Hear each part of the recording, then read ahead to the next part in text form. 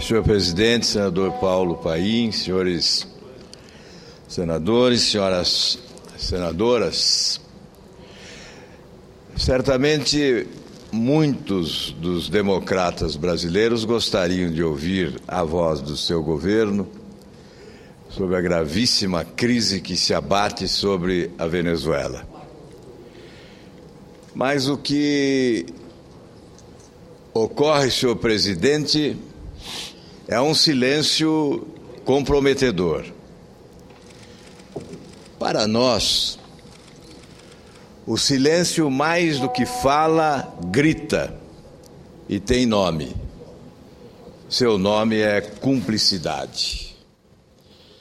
Nós já estamos acostumados de ver o governo brasileiro alimentando a prepotência internacionalmente, passando a mão na cabeça de ditadores mundo afora e alimentando perversas ditaduras em vários países do mundo.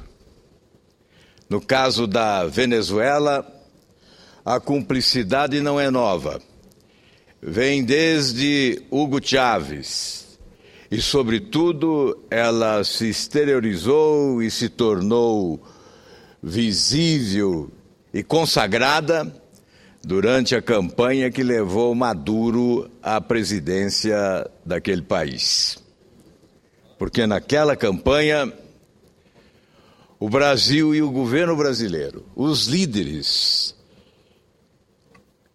que governam o nosso país, empenharam-se na eleição de Maduro com a presença do ministro da propaganda, mais do que marqueteiro, é ministro da propaganda, João Santana, principal responsável pelo marketing da campanha de Maduro, e o próprio ex-presidente Lula gravou o seu apoio para o rádio e a TV naquele país.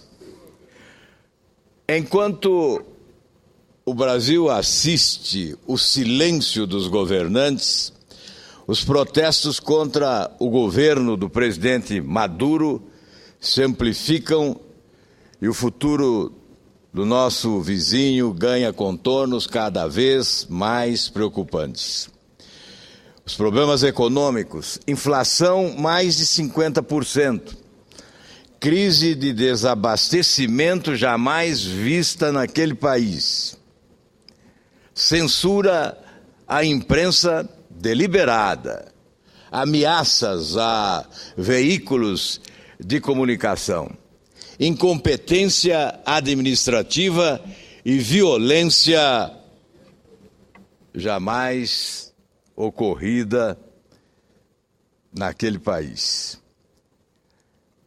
Tudo isso conduz a Venezuela para um grave abismo social. O que foi denominado de apagão informativo impede que as notícias sobre os protestos circulem nas mídias tradicionais. Senador Agripino, Vossa Excelência vai falar sobre energia daqui a pouco e certamente focalizará o apagão ou os apagões que ocorrem no Brasil. Há uma outra modalidade de apagão na Venezuela.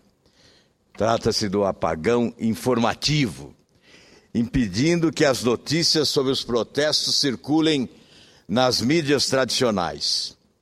A televisão e os jornais praticamente ignoram os acontecimentos mais violentos no país.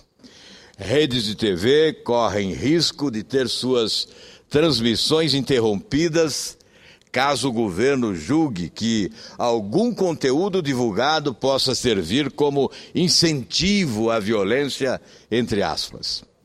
As redes sociais, pela sua capilaridade, são capazes de driblar o cerceamento imposto pelo governo.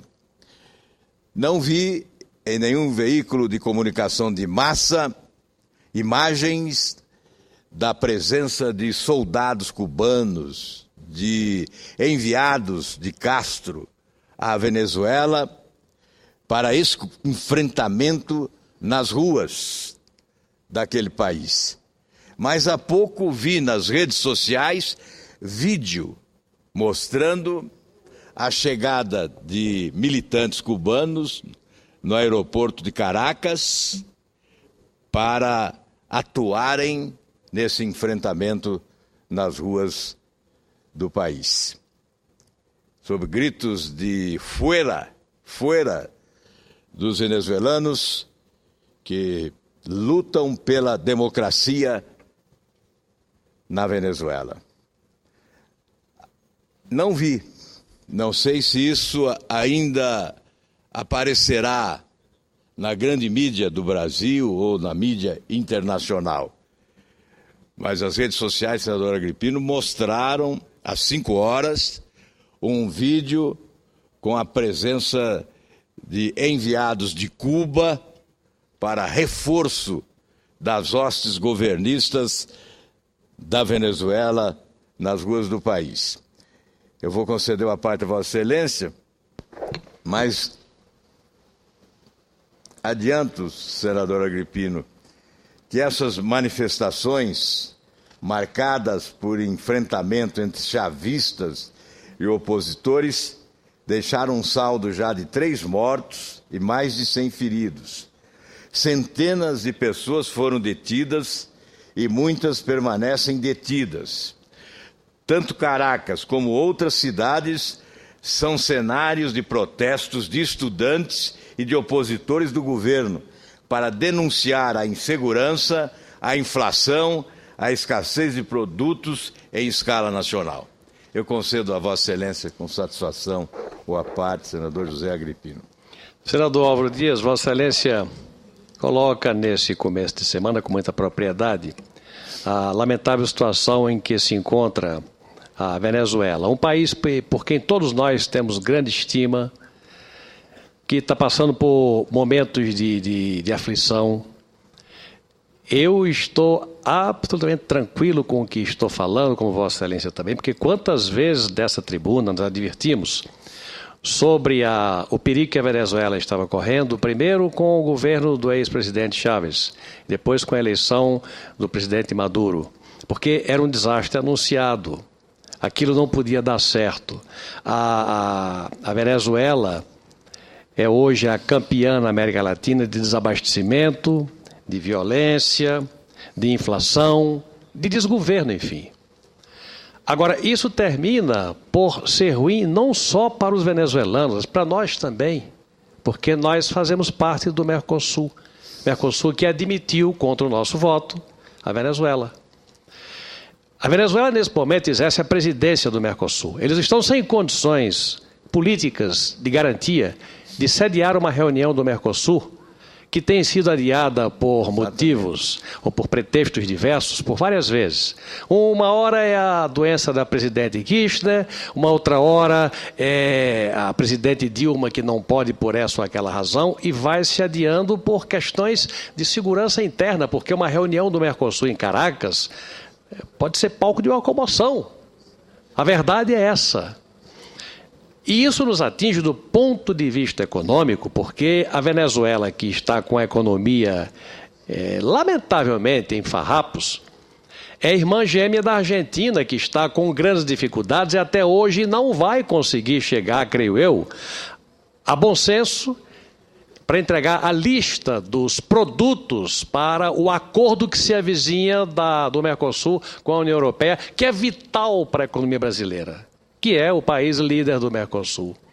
Então, isso que Vossa Excelência coloca nos atinge diretamente, porque nós estamos dentro do Mercosul cercado de bolivarianismo por todos os lados. Infelizmente, um bolivarianismo atrasado, que só nos cria dificuldades.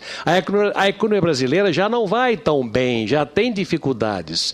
E os parceiros que nós conseguimos, ao invés de estimularmos relações com Colômbia, com Chile, com Peru, nós aprofundamos relações com os bolivarianos, com o Equador, com a Venezuela, com a Bolívia. Isso tudo é ruim. Ruim para um bloco como um todo, que queiram ou não queiram, liderado pelo Brasil. Eu quero aqui manifestar a minha concordância com os termos do que Vossa Excelência coloca, manifestando minha preocupação pela Venezuela, mas principalmente pelo Mercosul e pelo seu futuro. Obrigado, senador José Agripino. Vossa Excelência lembra muito bem esse episódio que vivemos aqui há algum tempo, um enfrentamento, inclusive, do seu partido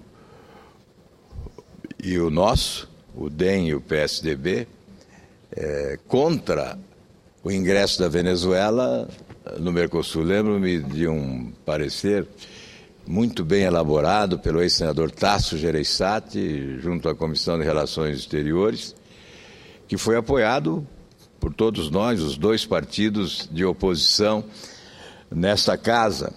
E o que vimos depois foi que o governo brasileiro, de forma inusitada, contribuiu para a expulsão do Paraguai do Mercosul e a inclusão da Venezuela, passando sobre acordos celebrados, legislação vigente, cometendo arbitrariedade para que a liderança de Hugo Chávez tivesse um palanque maior para toda a América. E hoje, Vossa Excelência enfatiza, o Mercosul não pode se reunir, porque ele tem que se reunir pelo cronograma em Caracas, na Venezuela. Imagine, senador Agripino, nesse ambiente, nesse cenário de violência, de morte, nas ruas da Venezuela, uma reunião do Mercosul presidida pelo senhor Nicolás Maduro. O Brasil não merece esse comportamento, essa postura do seu governo, diante de prepotentes que procuram se impor e esmagam os seus povos de forma arbitrária, inconsequente e desastrada, porque o que se vê é que falta hoje até alimentos na mesa do povo venezuelano em razão da incompetência, da insanidade política, da insensatez e, sobretudo, desse apetite pelo autoritarismo que permeia as ações dos líderes chavistas da Venezuela. A política externa brasileira sempre apoiou o chavismo em todas as suas vertentes. Na era Maduro, assistimos o governo brasileiro solidário desde o período eleitoral. Como disse já no início desse pronunciamento, o marqueteiro João Santana, atual ministro de propaganda de Dilma Rousseff, foi o mentor da campanha presidencial. E o ex-presidente Lula gravou um vídeo em apoio à candidatura Maduro. Esse vídeo circula hoje pelas redes sociais, como forma de convocar o governo brasileiro a se pronunciar nesta hora. Quem sabe até reconhecendo seu erro, mas se solidarizando aqueles que querem democracia, sem aspas, para o país irmão Venezuela. Diante do quadro de instabilidade crescente e do comprometimento ostensivo dos direitos e garantias individuais, o governo brasileiro adota o silêncio como postura de Estado, uma omissão inaceitável. Mais do que omissão, como disse no início, a cumplicidade. Diferente da postura, por exemplo, da ONU. A Organização das Nações Unidas pediu justiça para os mortos. A União Europeia advogou pelo diálogo pacífico e pelo respeito à liberdade de imprensa e ao direito ao protesto. O secretário da Organização de Estados Americanos clamou para que se evitassem mais confrontos. A Anistia Internacional pediu que a Venezuela investigue urgentemente a morte de 3 pessoas durante os protestos em 12 de fevereiro. O governo da presidente Dilma ignora solenemente os acontecimentos em curso na Venezuela.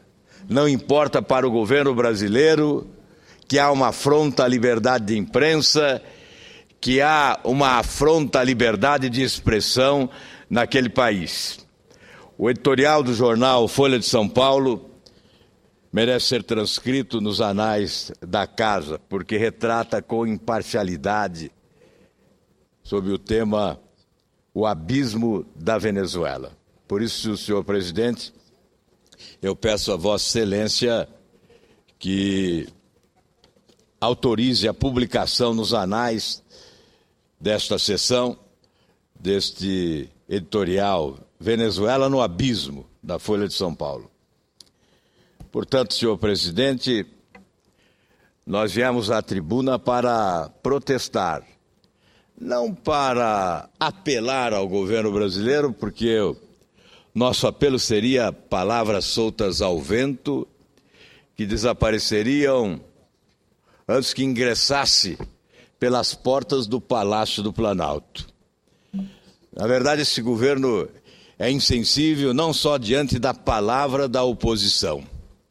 Ele é insensível diante do drama que vivem as pessoas que sofrem na própria carne o impacto da violência, como sofrem no Brasil, pela ação de vândalos mascarados que invadem manifestações pacíficas nas ruas das grandes cidades, e como sofrem agora os venezuelanos diante da implacável postura autoritária de um líder boquirroto que substitui Hugo Chávez na presidência da Venezuela. Mas restam 6 minutos, senhor presidente, fazer referência também a este novo escândalo brasileiro. Aliás, eu não me cansei de repetir desta tribuna inúmeras vezes que nesse país o escândalo de hoje faz esquecer o de ontem e espera o de amanhã para ser esquecido. Mas são tão reiterados esses escândalos, contumazes, rotina, regra e não exceção nos governos do PT, que nós nos acostumamos a comparecer a esta tribuna quase que diariamente para denunciar a existência deles. Especialmente em relação a essa grande empresa Orgulho do Brasil, que motivou campanhas memoráveis, a Petrobras. Mais uma vez está no epicentro dos negócios escusos. O escândalo agora envolve recebimento de propina de empresa holandesa. A Petrobras promove o escândalo internacionalmente. Não basta o escândalo nas nossas fronteiras, no nosso espaço geográfico. O escândalo da Petrobras extrapola as fronteiras do Brasil. E nesse caso chega à Holanda. Já esteve em outras paragens mundo afora. Agora chega à Holanda. O escândalo vem à tona por intermédio de matéria assinada por Fernanda Alegrete, de Amsterdã, para a revista Veja. Segundo a reportagem publicada no fim de semana, a auditoria da SBM Offshore aponta pagamento de 30 milhões de dólares de suborno para fechar contratos de aluguel de plataformas do pré-sal. O senador Aloysio já esteve nessa tribuna e já descreveu lances desse escândalo e as providências que a oposição está adotando para que esse escândalo seja investigado e punido com a responsabilização dos seus envolvidos. Mais uma vez a Petrobras no epicentro de negócios escusos. Justamente a Petrobras, que foi também aparelhada pelo governo, é um aparelho sindical e é um aparelho partidário. Aliás, a Petrobras serve a vários partidos, porque houve um loteamento. Há setores que pertencem a determinado partido e outros setores a outros partidos. Isso porque a Petrobras é uma empresa gigantesca, portentosa, que mobiliza bilhões de reais e, portanto, serve ao apetite desonesto de muitos. Foi sim antro de corrupção nos últimos anos. Nós protocolamos, o senador Agripino esteve ao nosso lado em mais de uma oportunidade, protocolamos 18 representações pelos nossos partidos políticos, denunciando irregularidades na Petrobras. E ao final, protocolei a 19ª, que dizia respeito à negociata de Pasadena, no Texas. Enfim, a Petrobras exigiu a instalação de uma CPI. Essa CPI foi comandada, esta CPI foi manipulada, ela foi amordaçada, ela foi impedida de investigar. Ela foi instalada tendo em vista fraudes nas licitações para a reforma de plataformas de exploração de petróleo apontadas pela Operação Águas Profundas da Polícia Federal. Graves irregularidades nos contratos de construção de plataformas apontados pelo Tribunal de Contas da União. Indícios de superfaturamento na construção da refinaria Abreu e Lima, em Pernambuco, apontados por relatório do Tribunal de Contas da União. Muito mais do que indícios. O superfaturamento é realidade, é fato. Talvez o maior superfaturamento de obra no Brasil está exatamente na usina Abreu e Lima, lá em Pernambuco. Desvios de dinheiro dos royalties do petróleo apontados pela Operação Royalties da Polícia Federal. Fraudes envolvendo pagamentos, acordos e indenizações feitos pela Agência Nacional de Petróleo a usineiros, segundo o Ministério Público. Uso de artifícios contábeis que resultaram em redução do recolhimento de impostos e contribuições no valor de 4,3 bilhões de reais e denúncias de irregularidades no uso de verbas de patrocínio da estatal. Enfim, à época, ressaltamos desta tribuna que era inaceitável, sob qualquer ângulo republicano, assistir de forma indiferente a maior empresa estatal brasileira frequentando com assiduidade as páginas policiais da nossa imprensa. Pois bem, os anos se passaram, providências não aconteceram e a Petrobras continua frequentando as páginas policiais da nossa imprensa. Muito obrigado, senhor presidente.